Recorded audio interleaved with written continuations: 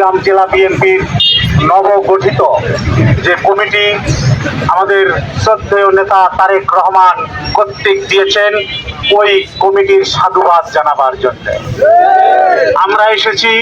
ওই কমিটিকে উৎফুল্ল করার জন্য, ওই কমিটির সার্বিক ভবিষ্যৎ সফল কামনা করার জন্য আমাদের এই সমাবেশের আজকের প্রধান অতিথি ড্যাব নেতা ডাক্তার মোহাম্মদ ইউনুস, ওনাকে ধন্যবাদ জানাই কষ্ট করে আমাদের ভুঙ্গামারীতে সকালবেলা আসার জন্য। এবং আমি ধন্যবাদ জানাই আমাদের উপজেলা বিএনপি তথা যুবদল, ছাত্রদল, স্বেচ্ছাসেবক দল, কৃষক দলের নেতৃবৃন্দকে, যারা আজকের এই সমাবেশের জন্য আপনারা প্রস্তুতি নিয়েছেন রাত জেগে। আমি আরো ধন্যবাদ জানাই ইউনিয়ন বিএনপির সকল নেতৃবৃন্দকে এবং যারা আমার সামনে উপবিষ্ট সর্বস্তরের শ্রদ্ধেয় মুরব্বীবৃন্দ এবং যারা আমাদের জাতীয়তাবাদের শক্তি, সবাইকে সালাম, আসসালামু আলাইকুম। আমি একটু অতীত ইতিহাস টানবো, যদিও 2-4 মিনিট বেশি লাগে। আপনাদের কোনো আপত্তি আছে? সালটা হলো 1993। 1993 সালে আমাদের সাইফুর রহমান রানা ভাই জাতীয় পার্টি থেকে ভুঙ্গামারীতে বিএনপি হিসেবে আবির্ভূত হয় এবং আমরা ওই কাউয়া হোসেন নামক এক লোক নাগেশ্বরী থেকে আমাদের জাতীয়তাবাদী দলের পক্ষ থেকে এখানে ভোট করতে চেয়েছিলেন, তাকে আমরা এই কলেজ মোড় থেকে দৌড়ানি দেই। ঠিক আছে, আপনাদের মনে আছে? তার ছেলে লেবু আজকে ওই সাইফুর রহমান রানা ভাইয়ের সাথে সব সময় জড়িত থাকে এবং ভুঙ্গামারীকে উত্তপ্ত করার জন্য সর্বদা তাকে নিয়োগ করে রাখে। এটা কি সত্য? 1993 সাল থেকে 2001 সাল পর্যন্ত আমাদের নেতা ছিলেন সাইফুর রহমান রানা ভাই এবং উনি মোটামুটি ভালোই ছিলেন। খুব খারাপ কাজ করছেন তা কিন্তু আমি বলবো না।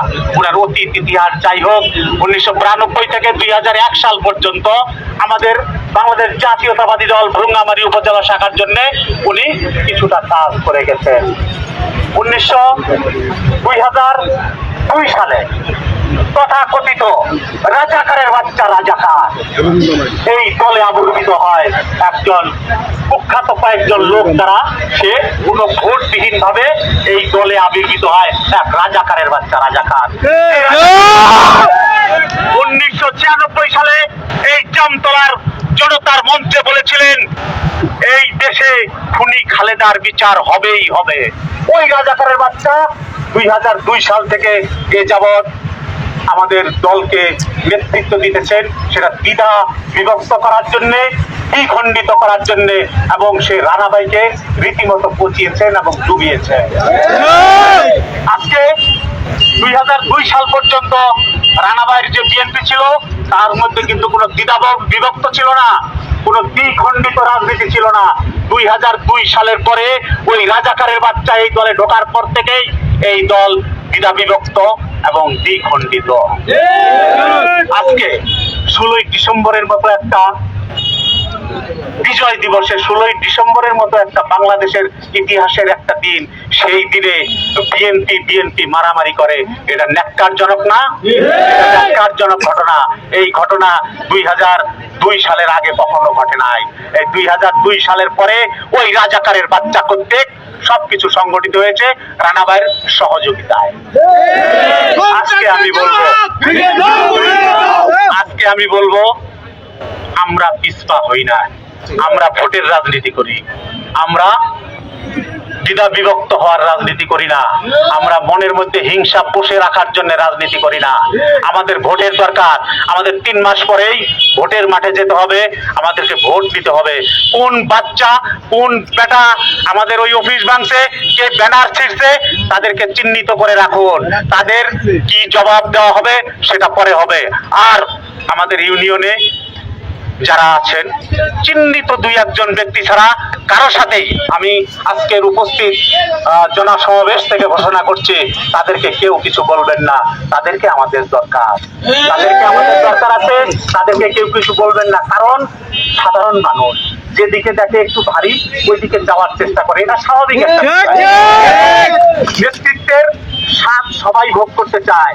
উপস্থিত মানুষ দেখতেছে কিরে রানাবাইয়ের পাল্লা ভারী, রানাবাইয়ের দিকে একটু ধাবিত হই, এটা সাধারণ মানুষ বোঝে না, কিন্তু তার হয়েছে এটার জন্য তাদেরকে গালমন্দও করা যাবে না, তাদেরকে বিতাড়িতও করা যাবে না। তাদের বুঝের ভুল আছে, তাদেরকে বুঝ দিয়ে সামনে সুসংগঠিত রাখতে হবে। আমরা আপাতত আল্লাহর ইচ্ছায় আমাদের মাঝে একজন নেতৃত্ব এসেছেন, ডাক্তার ইউনূস, আমরা তার নেতৃত্বে থাকবো। রানা ভাই যদি সূত্রে আসতে পারে, নাকে খত দিয়ে আসতে পারে, সে যদি তওবা করে আসতে পারে, আমরা তাকে গ্রহণ করবো। সে নমিনেশন নিয়ে আসুক, প্রয়োজন আমরা তার ভোট করব।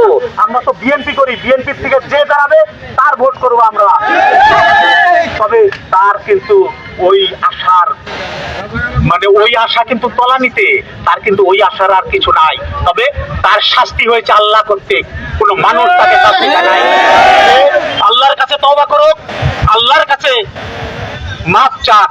হ্যাঁ, আল্লাহ যদি তাকে মাফ করে তাহলে সে আবার নমিনেশন নিয়ে আসবে, আমরা তাকে ফুলের তোড়া দিয়ে বরণ করব, সমস্যা নাই। আজকে আমরা ইউনূস ভাইরে ফুলের তোড়া দিয়ে বরণ করছি, তার কারণ তার নেতৃত্বে আমরা সুসংগঠিত থাকতে পারতেছি। আজকের সমাবেশে আমি আবারও আপনাদেরকে ধন্যবাদ জানিয়ে শান্ত থাকার জন্য কোনো উচ্ছৃঙ্খল পরিস্থিতি সৃষ্টি না করার জন্য আমি সর্বাগ্রে সবার কাছে অনুরোধ রাখছি। এই বলেই আমি আমার সংক্ষিপ্ত কথা শেষ করব। আমার জন্য দোয়া করবেন।